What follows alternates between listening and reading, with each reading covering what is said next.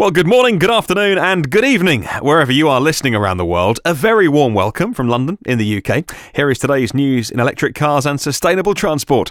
My name is Martin Lee, and this is your EV News Daily for Friday, the 2nd of February, 2018. We'll start in the USA, and EVgo, which is the nation's biggest public network of EV chargers, of DC fast charging stations actually, have released their figures for 2017, and they're huge. Their network of chargers across the US provided 40 million miles of emission-free electric driving. Compared to 2016, that is a huge jump. 22 million EV miles the previous year. It's showing the adoption rates of EVs and how they're rolling out their rapid chargers as well across the states. So where are they up to? Well, 1,000 DC fast chargers across 66 markets nationwide. There were 1.1 million charging sessions in 2017. And how often do people plug in? Well, the average was 25 minutes per fast charge session. So how do they work that mileage out then? That stat that we started the story with. Well, EVgo say they delivered 13 million kilowatt hours on the network. That's a figure that equates to a dramatic 1.6 million gallons of gasoline saved. And that's how they come up with 40 million miles of zero-emission EV driving in 2017. And skipping across the Atlantic from America to Europe, and France is leading the way with their electric vehicle infrastructure. Looking back at 2017, new figures today show that 12,000 charging points were established in the last 12 months in France. That's a third more plugs than any other country in the world. The closest competitor being Germany. They built around 8,000 new charging points, while the UK built around 2,800 charging points.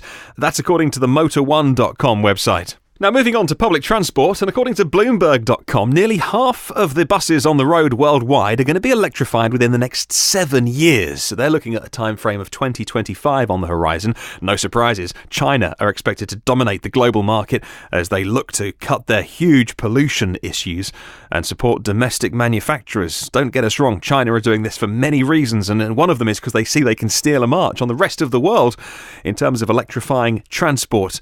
Of course, the benefit being huge improvements in air quality, which they suffer massively from. Certainly my personal commutes in London here in the UK, seeing loads of the BYD built electric buses, particularly in central London, where I walk and cycle, and they do help compared to the old buses that fly past me belching out diesel. A really unpleasant experience when you're on your bike. The electric ones, and there's some hydrogen ones in London as well, make such a difference to the air quality. Imagine that multiplied for all of the public transport.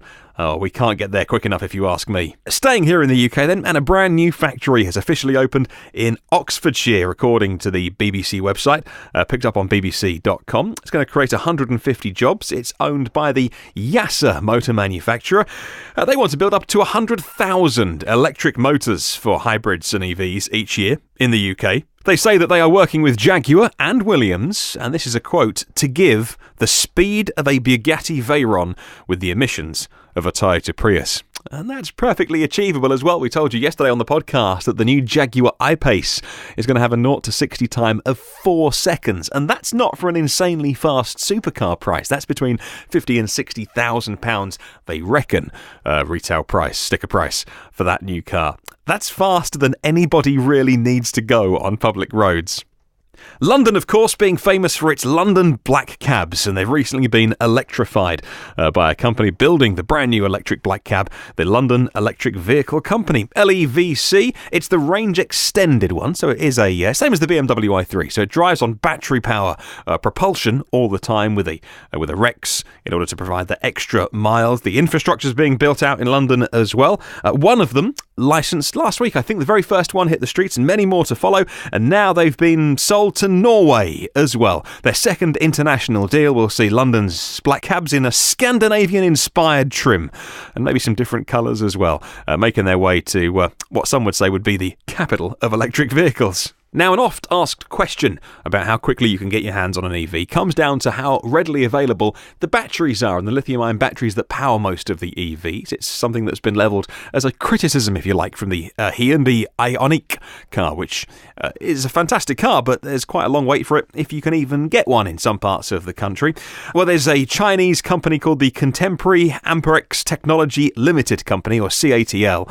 They already sell the most batteries to the biggest EV makers in China, and now they're facing an IPO, an initial public offering, backed by Goldman Sachs for $2 billion, which of course, a 10% valuation would value the company at $20 billion. That money is planned to finance a huge battery plant, second in only in size to Tesla's Gigafactory in Nevada, and given the other manufacturers that are doing the same thing, would easily put China at the top of the world rankings for cell production for the foreseeable future. Well, on the 2nd of February, we can now look back at the month of January, and the numbers are starting to come in, according to greencarreports.com, of the plug-in electric car sales in January, and they are a bit of a fall after a surge at the end of the year. 2017 saw higher sales in the US of plug-in electric cars and hybrids as well, but the year hasn't started quite as strongly. Of course, the 2018 Nissan LEAF with 151 mile, now that's been confirmed by the EPA, range is now on sale. The Tesla Model 3 is starting to be produced in some significant numbers, so maybe January is just a bit of an anomaly, and those numbers are going to pick up very quickly. We'll do some more reporting over the weekend if you're listening to the podcast on Saturday, Sunday, as those January numbers get fleshed out a little bit and dig a little bit deeper. There's a company in the UK called Moixa, and I hope I'm pronouncing their name correctly. They sell a whole package of solar panels and battery storage for a really good price. They've partnered with a Japanese company called Itochu to market the GridShare platform in Japan. Now, part of the Moixa proposition is they use AI technology to trade the excess power which is stored in their customers' smart batteries, not all of it, but a percentage of it, with the national grid. It helps reduce the load and help flatten out the peaks. And it's an example of what could come on a really big scale. In the UK, Moixa's installed around 1,000 battery systems, and both themselves and their new Japanese partners are predicting that energy storage systems are going to be a big market in the years to come. Now, loads going on today, but we've got time for just a couple more headlines. And you may have heard of the company Solar Edge, and we picked this story from pveurope.eu website, reporting from the Intersolar North America Conference 2017. And Solar Edge have unveiled an inverter integrated EV charger. Now, this works with your grid connection, but also your PV installation. And a bit like those products you can get which will divert your extra PV to heat your hot water, for instance, it's the same with your EV. So their new inverter, according to Solar Edge, will connect your PV and your grid connection to give you a total of 9.6 kilowatts charging at 40 amp level 2 charging, which is 6 times faster than your standard level 1. And if there's no solar power to divert to your EV, it'll just use purely grid power to charge at 7.6 kilowatts level 2 charging. Now, we talk a lot about charging your EV overnight, maybe on time of use tariffs or when it's cheaper and the grid is greener. But what about during the day when you might have a PV installation at home, or you might be thinking of getting one and there might be some excess solar power during the day, but you haven't got a battery storage system? Well, this could be an excellent little idea of an integrated inverter/EV charger to divert that extra solar power into your car. And finally, we'll end with a good news story about more motor racing success with electric vehicles. Now, earlier this week, we talked about the stunning new Batman-style Formula E car. And now, the new Tesla-based ElectricGT has been given the green light by the body, the FIA, who sanctioned Formula 1 and Formula E, for instance. The first racing series will start mid-2018 with races around Europe. It'll involve 20 drivers in a race-prepared Tesla Model S P100D. Now, the cars have passed their official FIA crash testing in Barcelona recently, and the FIA have given their rubber stamp of approval.